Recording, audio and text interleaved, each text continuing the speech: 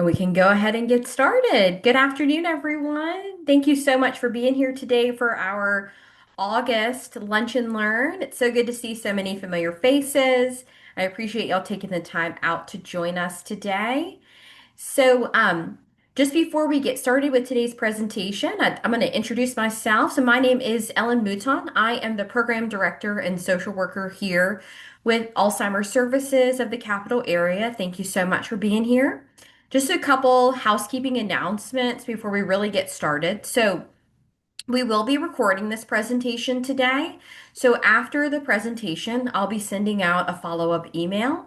In that email, I'll send the link to the recording. So feel free to rewatch it or share the link with other people who may be interested in this topic. I'll also be sending in that email a link to a survey. If you guys could just do that survey for us, just helps us to know what you really enjoyed about the presentation, what you'd like to see in the future. And then also too, during the presentation, if you do have any questions for Nancy, please feel free to put them in the chat and I'll be monitoring it. And then we're also saving some time for questions at the end as well. So now I'd like to go ahead and introduce our speaker that we have here with us today. So we have Nancy Insidioso. Nancy is a licensed clinical social worker who has served over 30 years in medical and mental health settings. For the past 7 years, she's been part of the dementia care management team at Ochsner Health, providing dementia caregivers with disease education and connection to community resources, along with facilitating dementia caregiver support groups and educational programming. So it's so nice to have Nancy here with us today to share her expertise. And Nancy, I'm going to let you take it from here. Okay, thank you, Ellen, and welcome everybody. I'm glad to be here with you. I do like to share with folks also that my own mom had dementia. She died of completely unrelated medical issues, but I just want folks to know that this is something that is also really, really close to my heart, and this work is so meaningful to me. So today we're going to talk about activities and connection, the importance of having your loved one be engaged, but also not just for the person you're taking care of, but for yourself as a caregiver. There may be some professionals in the audience as well, so hopefully this may give you some tips and ideas of things that you can use with clients or families that you work with. I did want to mention real quick before I get started that we do have, we just call it a landing page, that website at the top at Ochsner.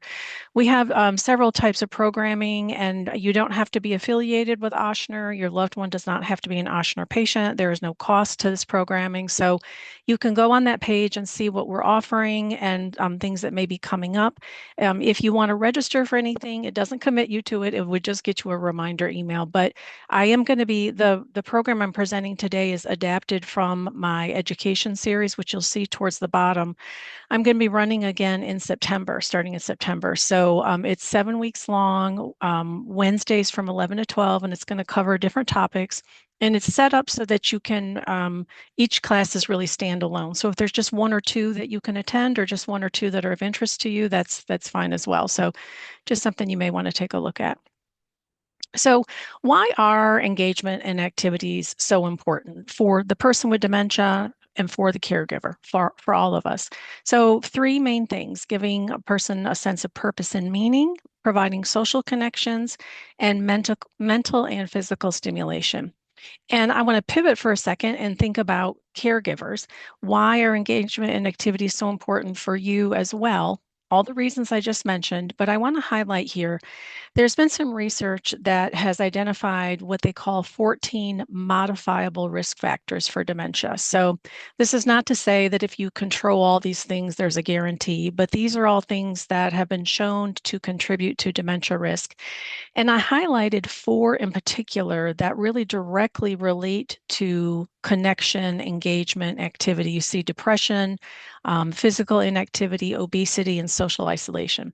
Now, you can make an argument, of course, that a lot of these things were all interrelated to activity and so forth, but excuse me. But you can see those ones are particularly clear, I think, of how engagement is, connects with those being active and engaged. So first, talking about purpose and meaning, all of us have a fundamental need to engage in meaningful and purposeful activity. And we all have a need to feel like we're contributing to our homes, to our families, our community, our society. And when we're younger, people may get that sense from their career or their role in their family, being a parent, perhaps. But even for a person who is living with dementia and is losing their cognitive abilities, that really basic need still remains. So, what are some tools for cultivating that sense of purpose and meaning? And so, I'm going to go briefly through several volunteering, intergenerational connections, contributing to the household, rediscovering interests, music, and religion and spirituality. And we'll just look briefly at each of those. So, when we talk about volunteering, we more typically think of kind of structured or formal roles. We think about being in a civic club or a club at church or a sorority or fraternity, things like that, being on committees. And then there are some kind of less structured ways of doing that, prepping items for a grandchild's bake sale or folding items for a church rummage sale. And there may be places in those kind of settings for your loved one to still be involved. And that would be adapted or changing over time. And one thing I want to highlight for all the things that I'm going to discuss today, I want you to always be thinking about adapting for where your loved one is right now. So there might be some things that they can pretty easily do sort of a typical activity, and there might be some things where they need a lot of adjustments, and you might be looking for a very simplified version of that activity. So just kind of keep that flexibility in mind as we go through these things. But for example, when you think about something like maybe like I've had people who say that a friend still takes their husband to the Knights of Columbus meeting every month, something like that, where someone can still be involved in those more formal structured roles with support, but also some of those less structured activities, going to sit at, the church, I was going to say basement, but not here, not basements here, but the church hall, folding things for that rummage sale. Again, your loved one might need someone to sit next to them or kind of work with them on it, but they're still going to have that sense that they are there, they are helping, they're contributing. But then also think about things that are more informal. As simple as, oh, Mary next door just came home from the hospital. We're going to get put together a nice meal and we're going to walk it over and give it to the family. Or, putting cards and envelopes that are going to veterans or on a stroll around the neighborhood, maybe having a glove or a bag or something and just picking up a little bit of litter. Um, Anything like that can be volunteering. So that's why I said think outside the box, kind of go outside those normal structured type of tasks that we think of and just think of anything that is contributing to the community or the neighborhood in some way. Intergenerational connections. So, some ideas for things like this. If your loved one is in a facility, in assisted living or a memory care, they may already have programming where they might have, for example, an area preschool or a group of school children that might come in sometimes for special programs, maybe a music program, but sometimes there's actually facilities that will do kind of a partnership with a school.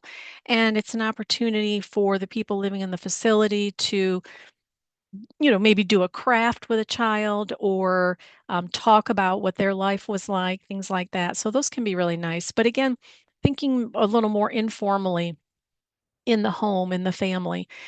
Your loved one might be able to teach tasks or skills to their grandchildren or great grandchildren, and maybe even sharing life stories with younger family members. Older memories, we typically think of people with dementia as having memory issues, but which is true, but older memories are more deeply rooted. So sometimes people find that their loved one can still really share a lot of things about their childhood. Now, you may have to get your child on board with kind of sitting and listening sometimes to those stories, but maybe just emphasizing to the child how important it is that their grandparent or great grandparent is able to share these things with them. And then contributing to the household. So thinking especially about what were your loved ones' roles over the years. You may be taking care of a mom who's 80 years old, and throughout the years, she, I mean, socially, just kind of in terms of how people have been socialized, chances are she was the primary cook in the home. And for, some people, cooking for others is not just part of their daily chores. It's a way to show love and care and nurturing. So it could be trying to figure out a way to have your mom still be able to do food preparation. And again, thinking about adapting that in a safe manner. So perhaps, perhaps you have some fruits out and you ask her to rinse them in a colander, or perhaps you set out components of a salad in a bowl and you ask her to dump all of those into the main salad bowl. Um, and again, or someone in earlier stages is going to be able to do more cooking. As the disease progresses, they'll be able to do less. Cooking requires lots of steps and sometimes dangerous tools. So that's why we're always thinking about adapting and simplifying. But then think about other roles too. Did your loved one, did they do the yard? Were they the ones that mowed and kept the yard really nice? Were they the ones that fixed things? Were they the ones that were kind of the counselor and the source of wisdom in the family? So trying to find ways for them to be able to tap back into that and utilize those skills and those gifts that they've had through the years that are meaningful to them. And then discovering interests. I know you probably can't really see this sheet on your screen, but this is just to give you an example. We always, when we're looking at activities, we always want to try to pull from someone's life history. What were their passions, their interests, their dreams, their occupation? Maybe what were the things that maybe were on a bucket list that they always wanted to do but never got to do? So this is just an example. This is called the Farrington Leisure Interest Inventory, which you can find online. It's just a way to kind of to jog your thinking when you're trying to think, all right, what did she used to like to do? What was she really into when she was younger? What has she shared with me? What have I seen in old photo albums or yearbooks, that kind of thing. So just try to give you some ideas of coming up with some things. I want to talk a little bit about music. So, first, I'm talking about not therapy, just music that you use at home. So, music can be used for delight, to find joy or relaxation, and it can also help reduce agitation. So, and also, people have a lot of memory associated with music, and they do remember things that much more clearly with music that they may normally not remember very well. So music is a great thing to tap into. So you may know, particularly if you're taking care of a spouse, you may know their favorite genres or what they listened to when they were younger. I definitely have married couples where the spouse, will tap into what did they like to go dancing to when they were younger, when they were dating, courting, that kind of thing. That music that has really good emotional association. So try to focus on their favorites, whether that be genre or era or artists, and have that playing. Um, and you can use this a couple different ways. It's great to just have the music as background all the time, unless you're particularly watching a show or want quiet for some reason. But also, it can help when you, like, for example, if your loved one gets agitated. Let's say you notice it's typically around 3 o'clock in the afternoon. That's a good opportunity to try introducing some music before that time. So maybe you turn on some music around 2, and see if that can help maybe help prevent or reduce a little bit some of that agitation. Excuse me. Now, I do also want to mention music therapy. I know probably most of you that are on are probably coming from the Baton Rouge area, so this would not be very convenient for you, but maybe there's some folks who are signing on from New Orleans. At main campus here, I'm on the Jeff Highway main campus at Ochsner. In our neurology department, we have a music therapist. We were given a philanthropic grant, so the music therapy is provided free of charge. She does have a waiting list right now, but if your loved one is part of the Ochsner system and has an Ochsner neurologist, you can ask them about getting referred to music therapy. So music therapy is, it's a professional, the music therapist has a master's degree and it's clinical and evidence-based, and it can provide a lot of benefits. And again, the therapist will tap into someone's favorite genres, artists, eras, that kind of thing, and your loved one doesn't have to have any musical talent or know how to play an instrument or anything like that. She may use singing, rhythm, instruments, dancing. It's really sometimes I'm here when she's doing it down the hall, and it's such a joyful sound when I hear the sound of the music therapy. I absolutely love it. And then I want to talk a little bit about religion and spirituality. Now, people use these words, there's some difference to the words. I mean, people probably have their own definitions, but generally we think of religion as being those more organized practice and structures. So maybe going to a church or some other type of house of worship, having a specific leader of that organization, maybe a very particular routine or rituals that you follow. Whereas spirituality, people generally think of that as being something that's maybe more personal, or they may feel spiritual even if they don't practice at in a formal religious system. But it could be, prayer or contemplation or feeling connected with nature or whatever it might be. So that's very individual. And when I say on there to meet people where they are, what I mean by that is if your loved one never was interested in religion, did not have any type of religious faith, I'm not at all suggesting that you try to foist it on them now. But I just mean that if they have had religious practices in the past that were important to them, it can be really beneficial to try to get them reconnected to that in some form.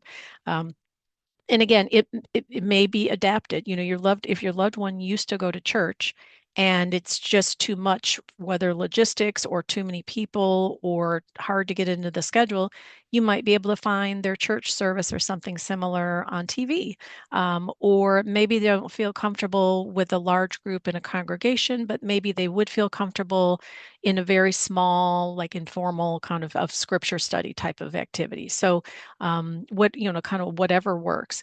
But religion and spirituality have a lot of benefits both for the person with dementia and for the caregiver. So, you think about things like if you are going to some type of service or gathering, there's the social connection, the opportunity for conversation, stimulation, that kind of thing. For people with dementia, they do well with routines, and some religious practices are very structured and have a lot of repetition. um, my background is Catholic, and so, that's the one that I can speak more familiarly about. But, for as an example, for someone who's Catholic, they've got certain prayers that they have been saying since childhood, and they may find that very soothing, and they might be able to do some of those kind of repetitive prayers, even if they can't remember a lot of other things. They might still be able to use that. So that familiarity of the structure and the routines. And just the opportunity to be, kind of be out, sometimes be out of the house, but also even if it's something that's more of kind of a quiet personal practice, I think especially for caregivers, whether again that's something more traditional like prayer, or if it's something more like a mindfulness practice or a meditative practice, things that can be really good to help with just relaxation and de-escalating. That's all within the realm of spirituality. So and another benefit of being involved in any kind of organized religion or any kind of group that meets is the help that can come from that. Some religious communities actually have ministries where they do homebound visiting, or volunteers who may come relieve a family member, or they'll organize, I think they call them meal trains, but people will organize schedules to bring meals. It can be a good way to connect with people who would be happy to provide some practical support for the caregiver.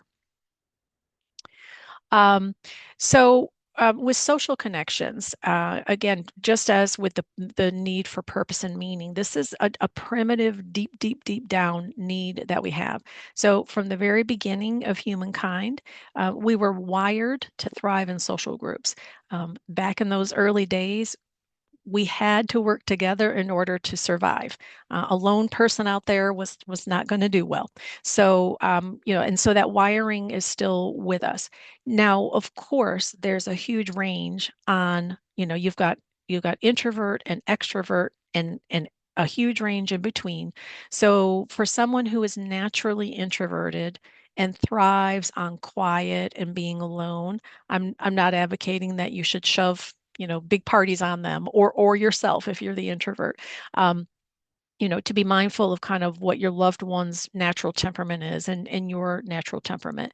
But even for someone who's very introverted, and again, thinking of yourself as the caregiver, maybe you don't have a huge group of 20 people that you always do things with or you always call, but maybe it's one or two people, whether it's a family member or a friend that you're just really close to and you feel like you can trust, and you can text them or call them when you're having a challenging day, just to stay connected. So figure out where that right spot is for you and your loved one, but the connection, needing connection with others is just really basic. And there's a lot of different research out there that shows the benefits of social connections. They've been doing a lot of studies on this lately. But it lowers anxiety and depression, produces more self-esteem and empathy, improves our immune system, increases longevity, lots of things. Now we can also think about what is the cause effect versus the correlation. Well, I've got on there isolation is an accelerant of cognitive decline. And you think about some of the elements of that. Someone who's very isolated just may not have that person who's kind of nudging them to go to the doctor. Hey, you don't seem, I see your memory declining a little bit. Have you talked to your doctor lately? Or I'm concerned that you're not eating very healthy. I think you need to talk with your doctor and get your sugars checked or whatever it might be. When someone's completely isolated, they don't have someone giving them that nudge. When someone's completely isolated, they're more likely to be physically inactive. You think about those 14 modifiable risk factors, and especially the four that I mentioned earlier. So it's all very intertwined, but we do know that isolation is a significant factor. And support social groups give us an important part of our identity, who we are, who we identify ourselves as. I'm a mom, I'm a sister, I'm a social worker, I'm a member of this town, whatever it might be. Those things are really core to our identity. So there's several factors that contribute to the loss of social connections. Um, so one is the person with dementia may start to withdraw due to anxiety. I started noticing with my mom, she was not an extrovert anyway. She was a quieter, more introverted person, but she liked to go out a little bit and do things. And I noticed that she just kept declining offers and suggestions. And what I eventually realized was that she was anxious. She was worried that she was going to get lost or get confused while she was out and about. She was anxious that she would need to use the restroom and not be able to get there fast enough and have an embarrassing accident, or that she wouldn't be able to find a restroom where she was, or again be confused. She was anxious that she would run into people, that she lived in a small town, that she would run into people that she ought to know, but wouldn't be able to recognize, or that she wouldn't be able to remember their names. So lots of things can cause anxiety, which can lead to withdrawal. It's very common for people with dementia to have a loss of energy and motivation and initiative. So there's just not that, kind of the push that we all need to get ourselves up and going. We probably all have times when we have even something fun planned, but we're comfortable on the couch and we kind of feel like it doesn't feel worth it. I don't want to get up. I got to take a shower, blah, blah, blah. And we just, we push ourselves. We can anticipate the fun that we're going to have, or we can anticipate that we have to go to work or whatever it might be, and we push ourselves. Someone with dementia is losing the ability to do that and just feeling kind of blah and and not some apathy is common, and just not feeling all that interested, like they're not going to feel like they're not going to really enjoy the activity that much.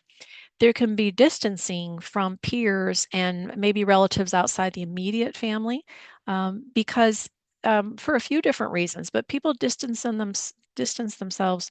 One thing is because they're sad, they're upset. They see this person that maybe they haven't seen in 6 months.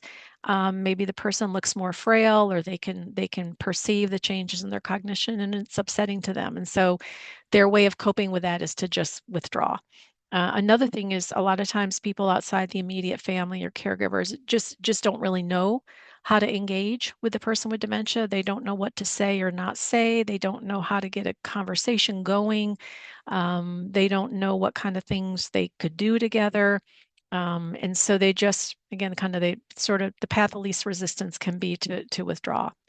Another is the loss of conversational skills for the person with dementia. So, as the person with dementia is losing the ability to produce speech, to be able to think of what they want to say and then actually say it and say it quick enough to stay in the conversation, and or to understand what's being said. So conversations get harder and harder.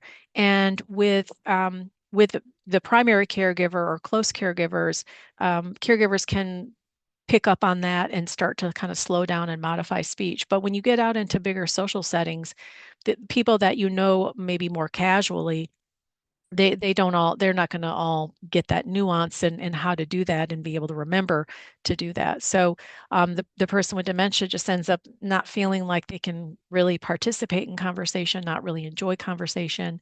And then another factor is the caregiver's concerns about behaviors or care needs in public. So if your loved one has started to perhaps shout profanity or racial or ethnic slurs or sexually vulgar statements or maybe touching people inappropriately, there of course is going to be concern about them being out in public with those behaviors. And then care needs as well, thinking of things like incontinence. I've had caregivers who were having to pack an entire bag of a complete change of clothes and towels and wipes and a garbage bag just to be able to go on a couple hour outing. So it's natural that that would lead to starting to pull back from outings. So, ways to support social connections and thinking, especially about those factors I just mentioned. One is for you as the caregiver to just talk to your loved one frequently while doing daily tasks. Just kind of chatting. It doesn't have to be meaningful or profound. It can be mundane. It's just a way of stimulating them with your voice, staying connected, and your voice may be a soothing presence for your loved one as well. And as the disease progresses, you will find if you're the primary caregiver that you're going to be the primary source of social connection. There will be less and less social connection from outside people and settings, and more of it will be on you.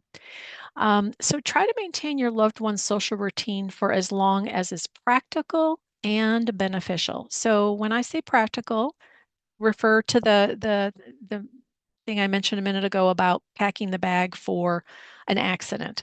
Um, some caregivers might feel like they're get, they and or their loved one are getting enough out of that outing that it's worth packing and possibly having to change and wash someone and that kind of thing. But some caregivers might decide, no, this is too much. This is overwhelming. There's no way I can enjoy this outing. My loved one can't really enjoy it either when we have all this going on. So thinking about what not just for what works for your loved one, but again, as a caregiver, thinking about really what's practical and what's realistic for you, and then thinking about what's beneficial. So even though we generally encourage, for people with dementia to be able to get out and connect with others and be in activities and maintain their usual things, there may come a point when that anxiety, like I mentioned earlier, for example, is just too much. Um, let's say they went to church pretty much all their life, and that's really important to them, but it gets to a point where being in that building with maybe 100 people is just too much. They get anxious, they get overwhelmed, they get panicked. Maybe there's a lot of music and noise, and it's just not beneficial anymore. So there's no absolute right or wrong on these things. Everybody is different, but trust your gut to figure out what's working and what's not working. Another thing is to schedule social visits based on when your loved one is at their best. So, a lot of times, caregivers will say that it takes their loved one a long time to just really wake up and get going in the morning. Some people take medications at night that may have what we may call a sleep hangover, where it just makes someone really groggy for a while in the morning. And if that's the case, and they have a friend that wants to stop by at 9, you just say, we would love to see you, but dad just is not ready for visitors yet at 9 o'clock. Well, if you could come in the afternoon, that would be fantastic. So, set those boundaries, because again, people don't know if you don't tell them. Likewise, there might sometimes be someone who does better in the morning. And if that's the case, then try to have more of the things going on in the morning. Prepare the visitors. So again, thinking about someone who might be upset or uncomfortable or feel awkward, you can give them some information ahead of time. And one would be to say, mom has lost a lot of weight since the last time you saw her, and it might be kind of shocking when you first see her, or Fred is not able to really talk much like he was the last time you visited, so it's going to be different. So kind of let them know, and then give them tips. For example, you can tell them to keep the conversation brief, or to keep their speech simple, to have the sentences be shorter, to just generally have things kind of slow down and simplify. Let them know not to quiz your loved one, but instead kind of narrate. So instead of saying, "Remember when we did XYZ," you say, "Oh, when we were seniors in high school, we won the regional championships in football. That was a great time." Um, so just give, kind of cue them in on things like that. And also let them know maybe how long of a time is good for a visit. Your loved one, they might be thinking they're coming for a couple hours, and maybe your loved one can only sustain a visit for about 20 minutes. You just let them know ahead of time. He'll probably be able to handle about 20 minutes of a visit, and then we'll wrap up. And then also you can prepare activities that they can do together. And again, thinking about the range of where they are. Maybe they can do a simple card game or something with dominoes, or work on a puzzle together. Or maybe you might have photo albums out, or maybe let's say it's old friends or relatives. They might have photo albums. And again, remind them not to quiz your loved one, but to narrate. Oh, this is so and so. This is so and so. This is when we went to this, campground. And also, if it's people that are coming where there might be a mutual interest. So let's say, some guys are coming to see dad and they all like football. Maybe there's a coffee table book of the Saints or some other football thing, and they can just look through the pictures and talk about what they're seeing in the pictures. Someone can bring a gardening book or a book about horses, these might be things you might have at your house already, but just something that they can kind of look at together. Um, Select and or modify environment. So let's say your loved one still likes to get out, but it turns out that their favorite restaurant is kind of a loud, busy place, and they're not able to hear well enough and tune out all the chaos and stay in the conversation. So maybe the visits change to a quieter, slower, maybe even a coffee shop. Just you kind of can case out places that are a little bit quieter, or even think of something completely different, like maybe once the weather breaks, a park, um, or you know, something like that. And then, speaking of hearing, addressing and adapting to hearing loss.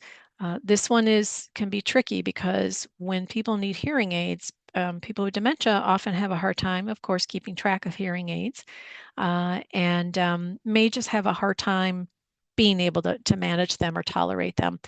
But being able to at least, have hearing evaluated, and it could be, there might be some times when you think your loved one isn't making sense of things, but it could actually be partly a hearing issue. So they might need their visitors, their friends, to be aware that they might need very straight on speaking, and again, kind of like being kind of clear with speech, and trying to encourage people to talk one at a time. Because our conversational style, when we have a group of people, just two or three or four people, we just really get going, and we kind of interrupt each other. I don't mean in a rude way, but we kind of interject, and we take things all over the place, and we're sometimes multiple people talking at once.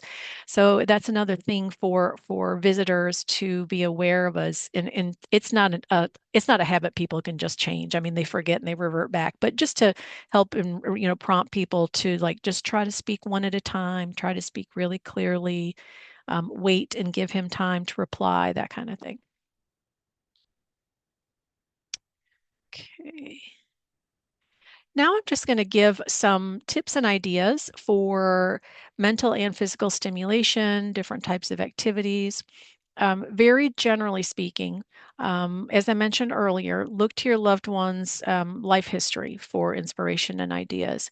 Again, if they used to love to go to the Saints game, maybe you have a book with a bunch about the Saints, a lot of photos. You want to go photo heavy, not writing, not text heavy, or um, maybe they have a calendar of the Saints or something like that. If someone uh, was into gardening, then maybe it can be container gardens. They have those kits that are just like three little tiny herb pots that can be done at the kitchen table. So just try to, again, pull in what the previous interests were.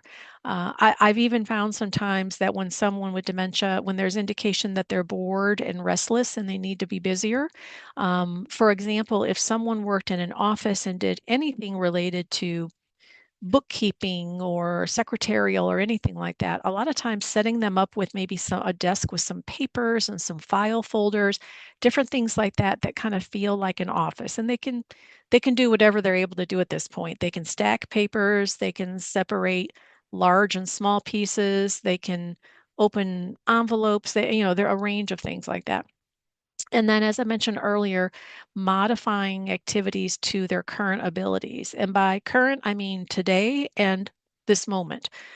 Because as you have probably observed with your loved one, and this is more so with some types of dementia than others, but there can be huge variability. Um, your loved one might, once they get going in the morning, they might have several good hours where they can do more things, and then maybe in the evening all their cognitive reserve has just been drained out and they just can't function very well. And there's a lot of other things that can cause them to vary even within a day. So just being mindful that what worked yesterday may not work today, and what worked an hour ago may not work now. Um, a lot of flexibility is needed in this. Consider safety issues. So as your loved one's disease progresses, they still have curiosity, but not safety awareness. And so the caregiver becomes the safety awareness for their loved one.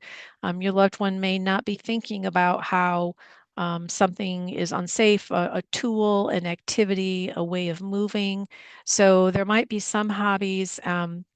Okay, I don't know much about woodworking, but I'm imagining there's some sharp tools. So if your loved one was into woodworking, it might be that you adapt that by um, doing something maybe with glue or tape. Maybe you have pre-shaped things of wood and some way to put those together. So modifying again and trying to reduce the safety risks. Generally, you want to try to avoid activities that require new learning. People with dementia have a hard time learning new information, and then that can result then in frustration. Um, this can be tricky because some people with dementia can perceive sometimes things that you might buy online look like they're made for toddlers. The way they're shaped, the bright colors, same thing with some puzzles. They look childlike. Your loved one might pick up on that and might say, "Why are you giving me baby stuff to do?" So just kind of be aware of that. Uh, Look for opportunities to do activities alongside your loved one. One aspect of this is when you do things with them, because of that loss of initiative and loss of motivation, they're less, they're unlikely to initiate and do things on their own, but more likely to do it if you're with them, doing it at the same time, or kind of parallel, or it's a back and forth type of activity. Now, they may still have a small attention span or an energy span for it, but they're more likely to do it, generally speaking, if you're doing it alongside with them. But in addition to that, that gives you an opportunity first to do something that could help support connection with your loved one, but also it just gives you an opportunity to be doing an activity as well. If you sit down and work on a puzzle together, maybe you like puzzles. If you encourage your loved one, Mom, let's go walk around the block and look at the gardens. Maybe you really like to look at gardens too, or maybe you really needed an opportunity to just get out and get some fresh air. So think about how those joint activities can be beneficial for you as well, for all the reasons that I listed at the beginning as to why activities and engagement are important. Um, Look for informal activities. And what I mean by that is just that sometimes when we think about activities, we may be thinking about an organized structured class. Oh, the senior center has activities, or we're going to go to this, exercise class at the fitness center, that kind of thing. It doesn't need to be an organized activity. It doesn't even need to be identified as an activity because really almost anything someone does, for someone with dementia for brain health, almost everything is an activity. Um, Housework, looking at birds, and anything, anything is good. Um, and then encourage tasks that involve movement, which I'll touch on in a minute, but just thinking about various things that do have some aspect of movement to that. Um, Walking around the house, doing a little bit of light chores, um, a little, gardening, dancing, all these things that do involve some movement. Um, so this is just some suggestions. This is most certainly not an exhaustive list, but just to give you some ideas to start thinking. So one is sensory experiences. Um, and I've had some patients who also had visual impairment, which made it even harder for their loved ones to come up with activities because so many things rely on vision. So, with that, especially thinking about sound and touch, particularly. Listening to music, listening to audiobooks, and again, I think things that are kind of simplified, tactile. So, petting a pet, petting the dog or cat, just having an activity where you touch different things of different textures and maybe talk a little bit about what it feels like, or I wonder what this is. You're just kind of making kind of a game out of it. And also scent. So smelling things like perfumes or spices, things like that. Sorting can be a good activity. This is also an opportunity to enlist your loved one in helping you. So, hey mom, the big and the small spoons got all mixed up. Could you help me and separate the big spoons from the small? Or, could you separate the dark socks from the white socks? Anything that's sorting. Now, with those kind of things, the goal is not for it to be done correctly. The goal is not for it to be done at all. The goal is for your loved one to have their hands busy, to be doing an activity where they're occupied for at least a little bit, and where especially they feel like they're doing something that is helpful. They're contributing to their home, they're contributing to their family. Things like jigsaw puzzles and sticker by number books. And again, trying to find ones that are simple but are not a childlike image, unless your loved one is not bothered by that. But you can find a lot of things that don't have very many pieces, but that where the artwork or the image is more, more grown up. So looking for things like that. And then different crafts, I put on there like, bead jewelry. But again, you're thinking about you're going to have to adapt it. It's, the fine motor is being lost. So you're going to want to find, a kit or something that's got bigger openings, bigger things to hold on to. I do also want to mention, something like painting. I absolutely do not want you as a caregiver to have a bunch of extra cleanup to do. That's the opposite of my goal here. So, being mindful of things that are easy to clean up, so washable paint and things like that. Making a collage or a scrapbook. Someone who's in an earlier stage might be able to select pictures or cut images out of a magazine, and they might be able to glue them onto something. Someone who's farther along, maybe moderate stage, might be able to point to a picture they like that's already been put out for them, or they might be able to grab something and set it where they want it, and then you do the taping, something like that. So again, always adapting. Decorating a birdhouse or a flower pot. I mean, that could be with stickers, it could be with washable sponges, sponge paint. Like I mentioned, container gardening, spending time with pets. So with pets, we think of relaxation, the tactile stimulation of the touch, the connection, that kind of thing. I will say sometimes as the disease progresses, pets can end up being a problem because they can be tripped over very easily. So that's kind of a double-edged sword. And then I want to talk a little bit about exercise. Now, the benefits you'll see here for exercise, it's the same for all of us, really, regardless of age, but it helps with sleep. It can reduce behaviors like verbal aggression or wandering, decrease depressive symptoms, decrease constipation. So, exercise helps get our digestive systems moving along, and constipation can be a significant problem and source of discomfort and pain for older people. Maintaining motor skills and activities of daily living, improving strength and balance, and helping to slow cognitive decline.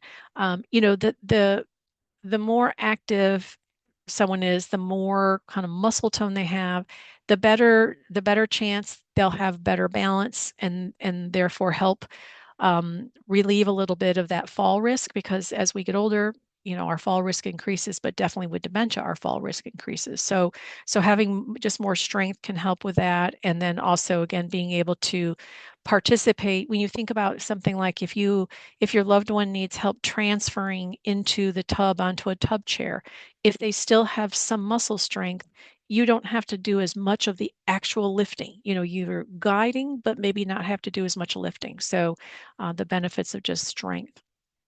And general tips, always get clearance from a doctor. The things I'm going to suggest are pretty mild, so I don't generally think a doctor is going to have objection, but you always want to make sure.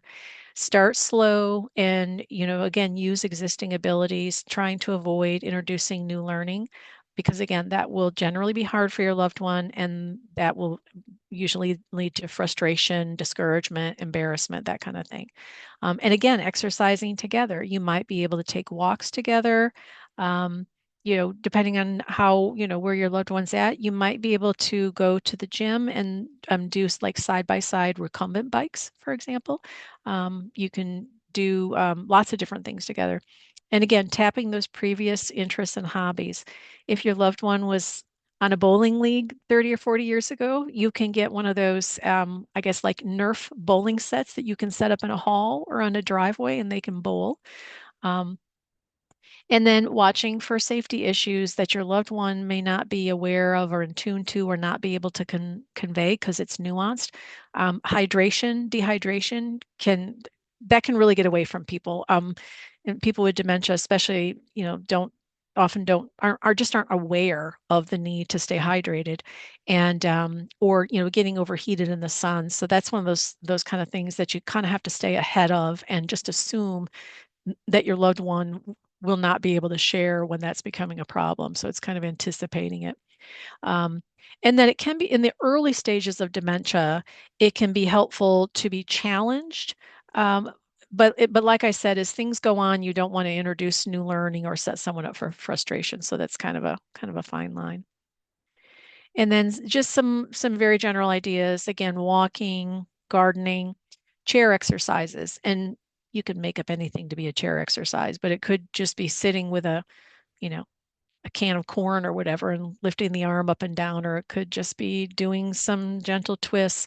Um, but you can get a lot of stuff now online. I mean, there's millions of things that you can view, and you can search, of course, very specifically for exercises for seniors or exercises for seniors with dementia or for someone with limited mobility, so that you can get some videos that are slow. You want things where the pacing of the instruction is slow, not just the exercise movement itself, but the instruction is slow, and not overstimulating. We think of sometimes exercise videos, or like aerobics with all the music blasting and that kind of thing. That may be too much. So you just want things that are kind of slow and quiet. But yoga, stretching, things like that. Um, Dancing, and again, it doesn't have to be anything formal. It could just be dancing around the house. I have couples that dance at home. Um, Slow marching in place. And then again, if you are have any opportunity to use a gym, your loved one might be able to participate in some activities in the water. And of course, thinking a lot about safety and someone being in there with them and what they can handle. But and some other ideas of machines that they might be able to do. And it's been so hot. I'm assuming Baton Rouge is as hot as New Orleans. It's been so hot that no one wants to walk outside right now. So that's another place where the gym really can come in handy. If there might be a gym that's got a track and you are able to walk with your loved one, just it can be very slow. It doesn't, you think what, the goal is just movement and activity. There's no one's going to, suddenly turn into an athlete. It's just to be moving. Um, and, mall walking is another one. Some malls, are open early for people to walk. And the reason that I would, you know, probably not want to you may not want to do it during the regular hours is because it's just too crowded, too stimulating. People there that are probably not always real considerate of someone. But if you have a place where you can go in where they have a quieter time for people to walk, that could be another good option.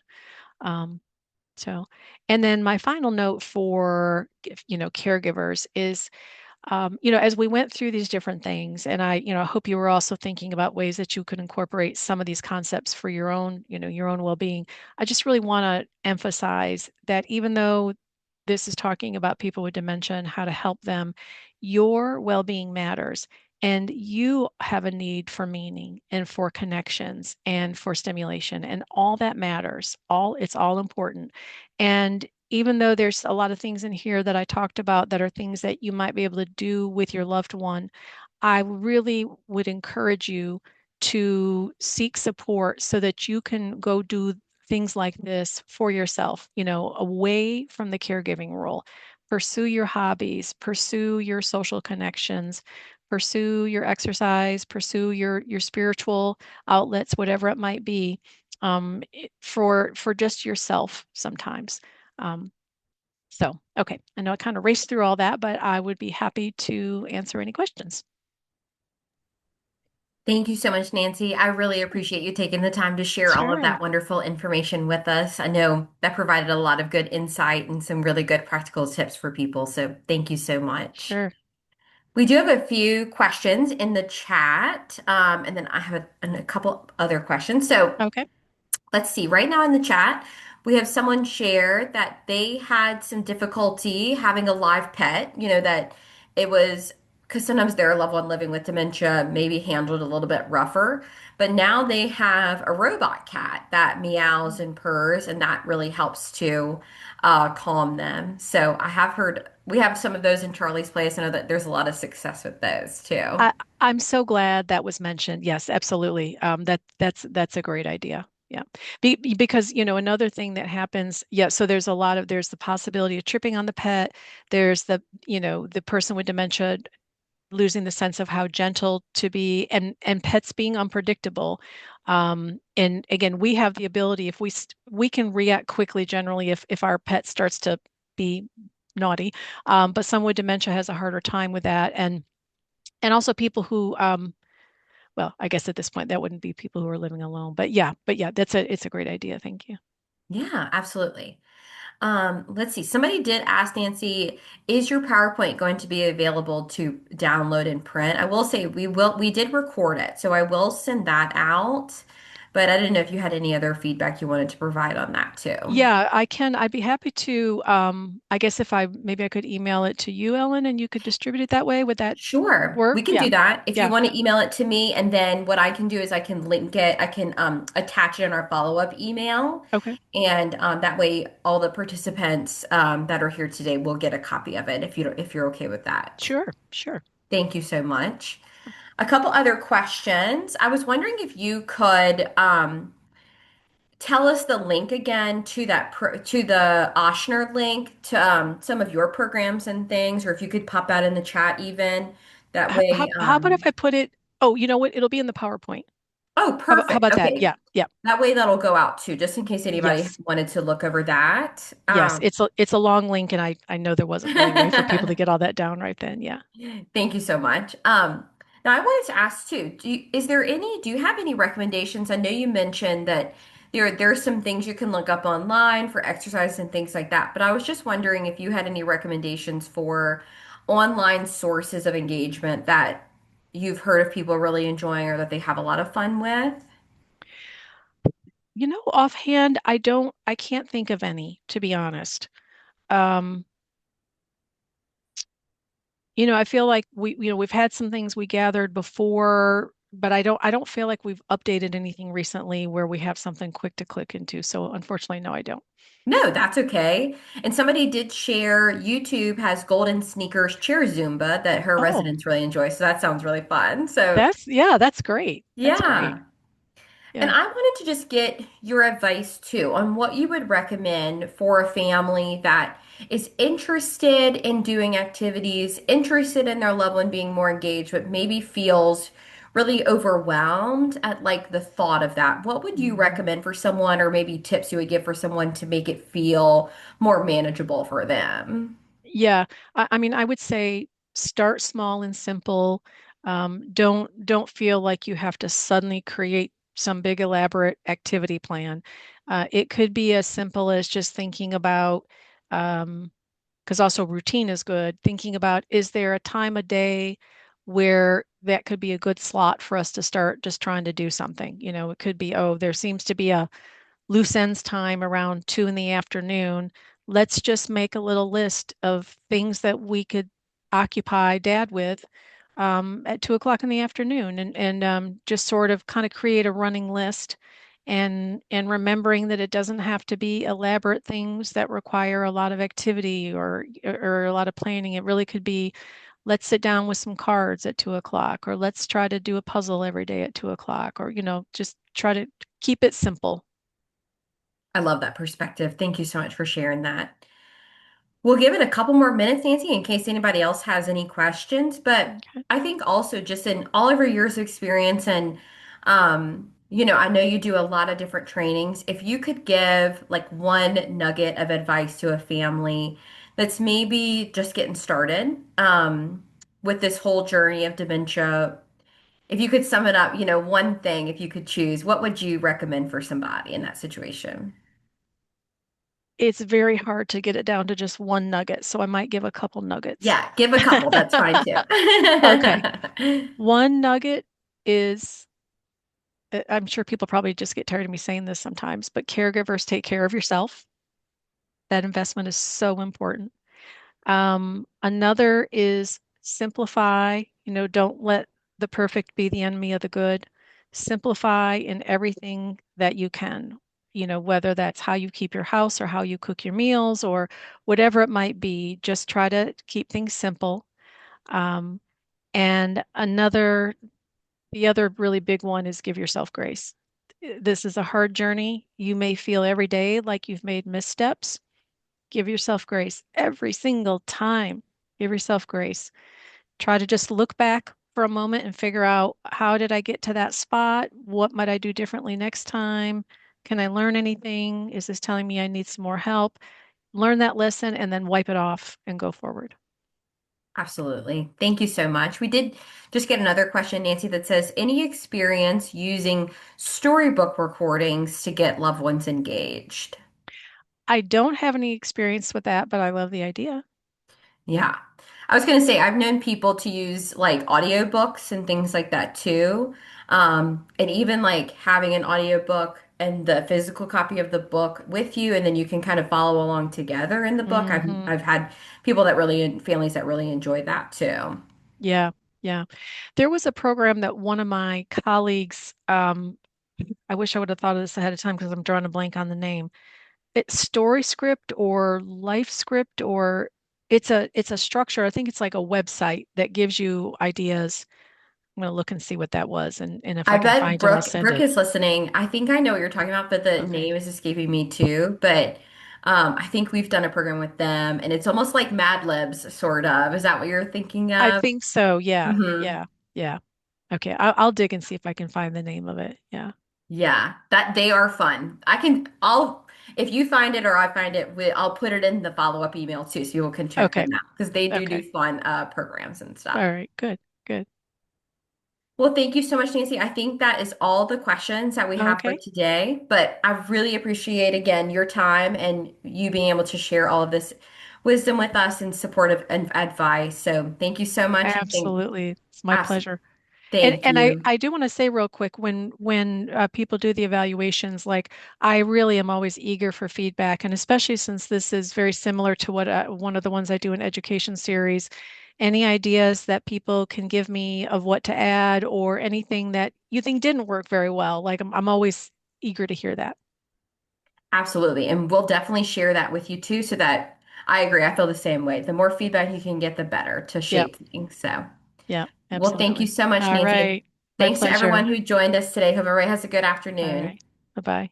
Bye.